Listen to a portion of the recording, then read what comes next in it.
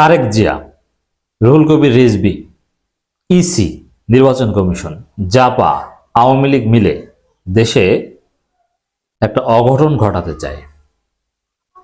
দর্শক, খুবই উদ্বেগজনক একটা খবর। তারেক রহমান এখন তাদের সাথে যোগ দিয়েছেন। দর্শক, আপনাদেরকে আমি একটু আওয়ামী লীগের বক্তব্যের দিকে ফিরিয়ে নিয়ে যেতে চাই। এখন না, 18 সালের সেই নিশিরাতে নির্বাচনের আগে কিংবা 24 সালের 7 জানুয়ারি ডামি নির্বাচনের আগে 3-4 মাস আগে একটু মনে করে দেখেন তো, রিমেম্বার করেন। 18 সালেরটা হয়তো বা এখনকার প্রজন্মের অনেকের মনে নেই, আমাদের দর্শকদের। তখন সবার হাতে এত ব্যাপক পরিমাণে স্মার্টফোন ছিল না, ইন্টারনেট এতটা ইজিও ছিল না। 24 সালের ডামি নির্বাচনের 3-4 মাস আগের খবরটা একটু নিয়ে দেখেন। আওয়ামী লীগ নেতাদের, শেখ হাসিনা, ওবায়দুল কাদের, নির্বাচন কমিশনার, জাতীয় পার্টি, এদের বক্তব্যটা কি ছিল?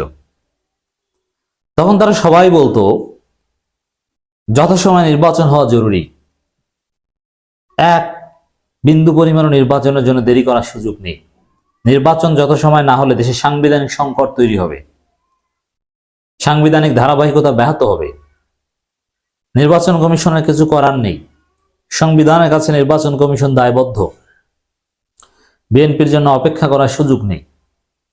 এসব কথাবার্তা বলতো না, মানে যথাসময় নির্বাচন নির্বাচন নির্বাচন নির্বাচন নির্বাচন টাইমলি না হলে এই হবে সেই হবে, সাংবিধানিক সংকট তৈরি হবে। স্পষ্ট ভাষায় অনেকে বলতেন 111 তৈরি হবে।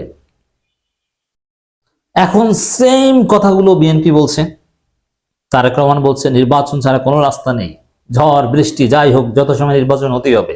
ওই হাসিনার বক্তব্যের মতো, নির্বাচন যথাসময় হতেই হবে, নাহলে সাংবিধানিক সংকট তৈরি হবে। মিলে যাচ্ছে। রুহুল কবির রিজভী বলছেন নির্বাচনের তারিখ ঘোষণায় গড়িমসি স্বাভাবিক বিষয় নয়।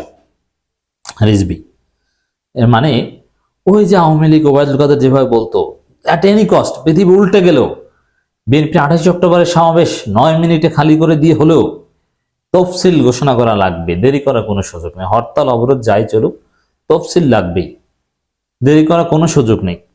তারিখ ঘোষণা করতে দেরি করলেই 111 এসে যাবে। এই থিওরি ওবায়দুল কাদের এই জামি নির্বাচন আগে বা এর আগে প্রত্যেক নির্বাচন আগে দিয়েছে না?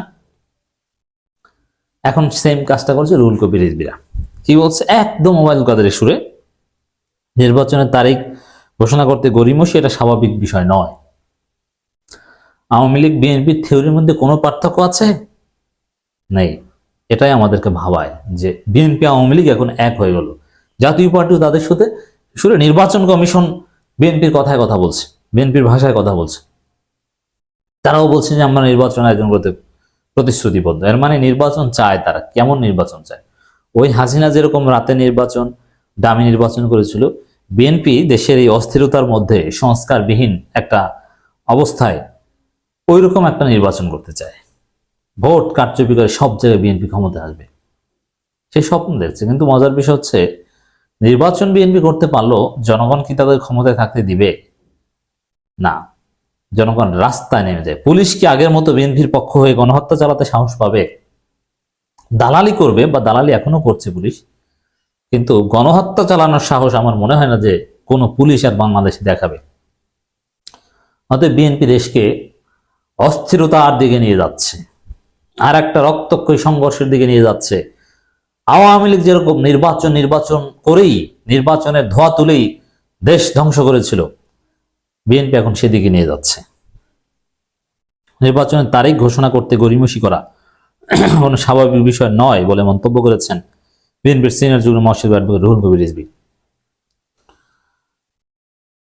মানে ওই যে ওই হাসিনা 5 আগস্ট পালিয়েছে, তার পরের দিনই যদি 90 দিনের মধ্যে নির্বাচনের তারিখ ঘোষণা করে দিত তাহলেই তারা খুশি হতো। তাদের খায় সেটাই।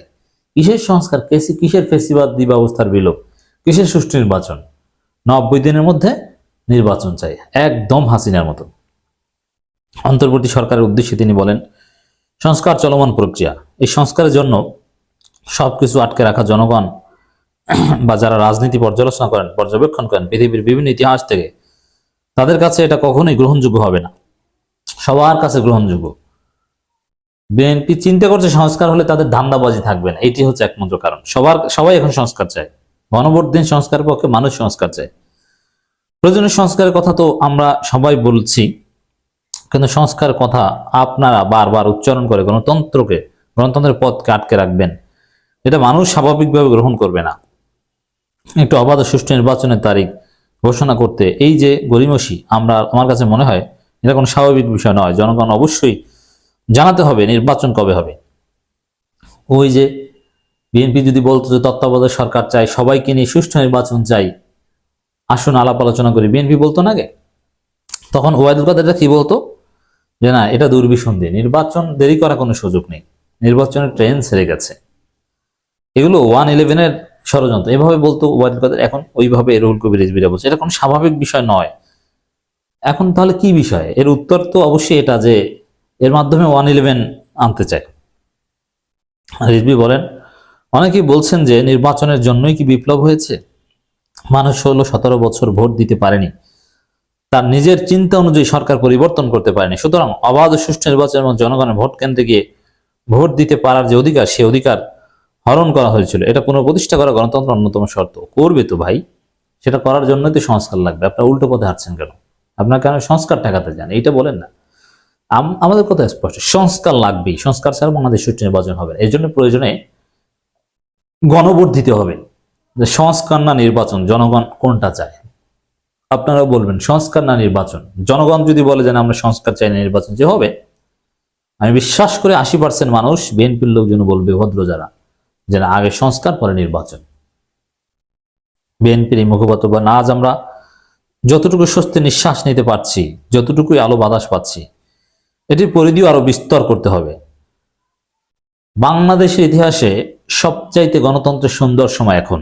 মত প্রকাশের স্বাধীনতা, রাজনৈতিক কর্মসূচি পালনের স্বাধীনতা এত অতীতে কখনো ছিল না, কোন নির্বাচিত সরকার আমল ছিল না। অতএব আর কি স্বস্তির নিঃশ্বাস নিতে চান? আপনারা যা ইচ্ছা তা করছেন, আপনারা চাঁদাবাজি করছেন স্বস্তিতে, আরো কি নিতে চান? সামনে আমাদের যে কাজগুলো বাকি সেগুলো নিশ্চিত করতে হবে।